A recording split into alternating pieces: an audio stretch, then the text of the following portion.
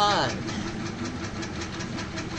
আপনারা যারা বৃন্দাবনীয় ভাবনাকে আশ্রয় করেছেন তারা দেখবেন আমাদের নিত্য ব্রত স্মরণীয় কিছু কিছু তিথি আছে, যেমন রামনবমী, গৌরাঙ্গ সুন্দরের আবির্ভাব তিথি।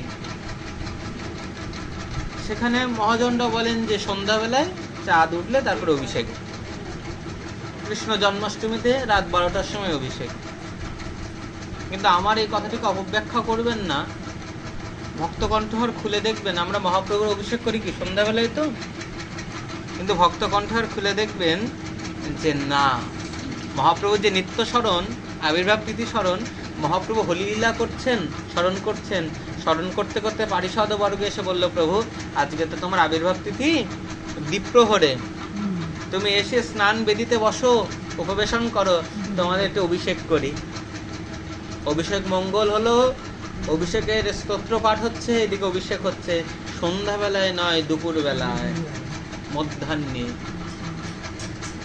শোনো, ভগবানের স্নান রাত্রেবেলায় উচিত নয়। যে যার অনুভব, যে যার গুরু ঘরের কথা বলবে বাবা, এতে অনেক অপব্যাখ্যা হতে পারে। স্নান হবে দ্বীপ্রহরের মধ্যে, আর মহাপ্রভু সেখানে পণ্ডিত প্রবর।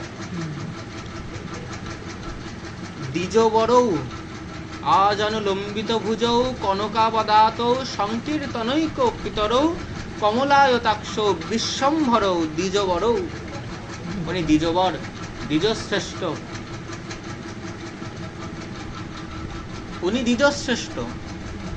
তাহলে দ্বিজশ্রেষ্ঠ যিনি, তিনি কি সূর্য ডোবার পরে কি স্নান করবেন? যে কোনো সময় স্নান করতে পারেন না। বড়জোর ত্রিসন্ধ্যার সময় 3 বার স্নান করেন সন্ধ্যাক্ষণে, কিন্তু আবির্ভাবের স্মরণ কিন্তু মধ্যাহ্নেই অভিষেক। বন্ধ করেন। আরেকটি কথা প্রসঙ্গ আমি বলবো এখানে।